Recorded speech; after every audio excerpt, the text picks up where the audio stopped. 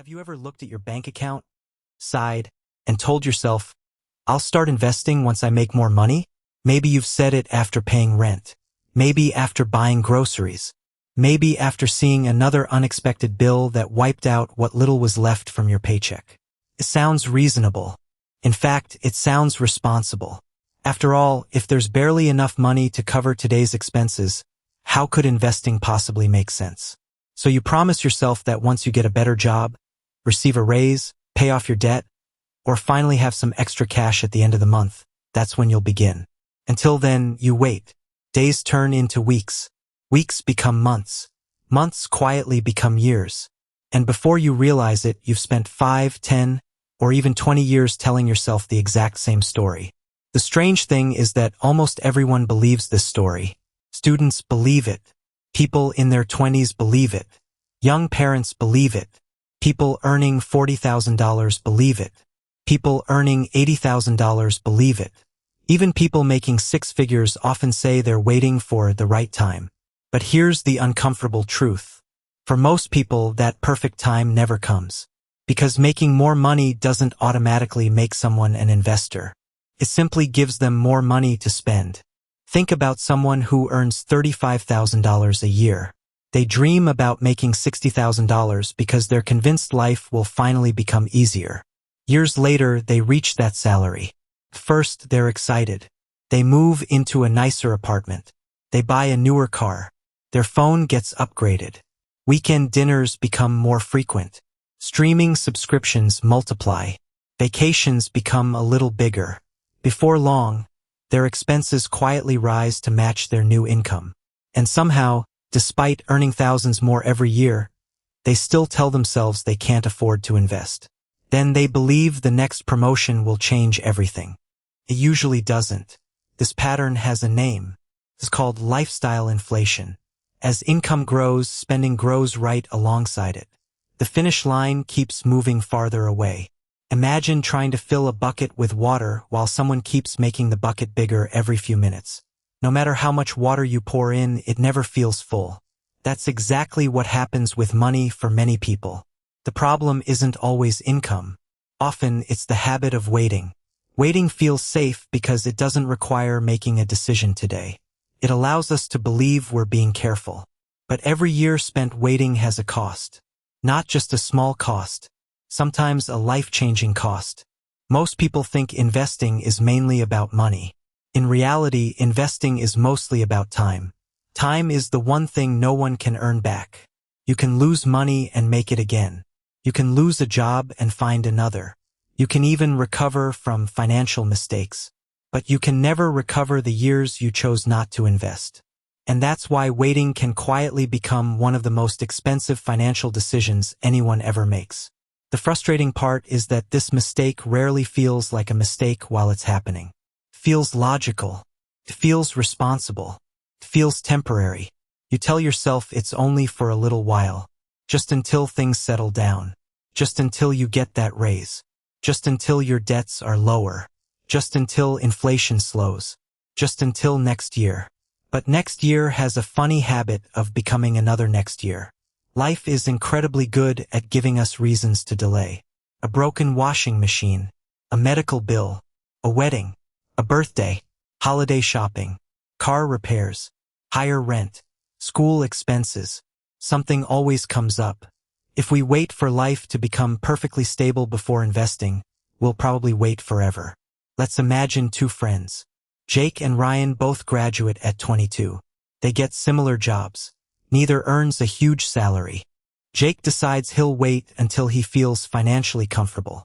Ryan decides he'll invest a small amount every month, even if it feels insignificant. Neither of them becomes rich overnight. Neither suddenly discovers some secret investment.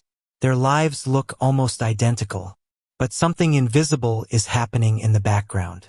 Ryan isn't just investing money. He's building a habit. Every month, he's teaching himself that investing is simply something he does. It's no different than paying rent or buying groceries. Jake, meanwhile, is building a different habit. He's practicing waiting. Every month that passes makes waiting feel more normal. Years later, both men earn much more than they did at 22. Ryan naturally increases his investments because he's already used to doing it. Jake still struggles to begin because starting feels unfamiliar. This surprises many people. They assume investing is about knowledge. They think successful investors must know complicated charts, economic forecasts, and advanced financial terms. Those things matter far less than consistency. Someone investing a modest amount every month for decades often beats someone who waits years hoping to invest much larger amounts later. That's because consistency is easier to maintain than perfection. Perfection keeps moving. Consistency keeps growing. One of the biggest myths in personal finance is the belief that investing requires being rich. Look around at successful long-term investors, and you'll notice something interesting. Many didn't begin with large amounts of money. They began with small amounts and a long time horizon. Their biggest advantage wasn't a giant paycheck. It was simply starting. Imagine planting 2 trees. One is planted today. The other is planted 10 years from now. Even if you water both equally, the first tree has a 10-year head start. Its roots grow deeper. Its branches spread wider. The shade becomes larger. Money works in a surprisingly similar way. Every year your investments exist gives them another opportunity to grow. That's why time is so powerful. Unfortunately, most people focus only on the amount they're investing. They rarely think about how long that money has to work. Suppose someone says, "I only have $50 a month." To them, $50 feels meaningless. It doesn't seem life-changing. So they decide not to invest at all. But investing isn't about what $50 can become next month. It's about what hundreds of monthly contributions can become over decades. Small actions repeated consistently often create results that feel impossible when viewed 1 month at a time. Think about brushing your teeth. Doing it once changes almost nothing. Doing it every day for decades protects your health. Exercise works the same way. Reading works the same way. Saving works the same way. Investing works the same way. Tiny actions become enormous results because they're repeated. This idea sounds simple, but our brains aren't naturally built to appreciate slow progress. We love instant results. We want quick transformations. We want dramatic success stories. If something grows slowly, we assume it isn't working. That's one reason investing feels boring. And boring often loses against exciting spending. Buying a new phone feels rewarding immediately. Ordering expensive food feels rewarding immediately.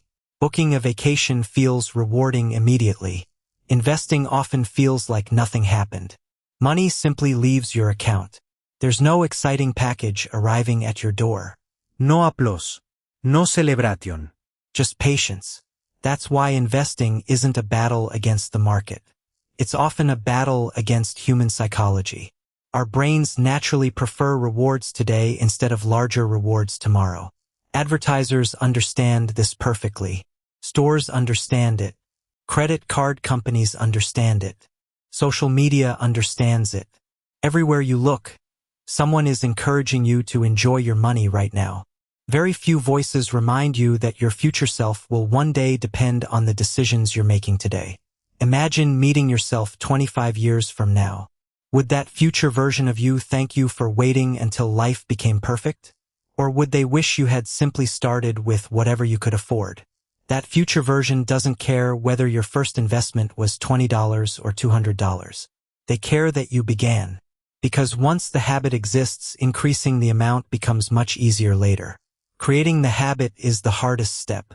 Everything else builds on top of it. Here's something many people don't realize.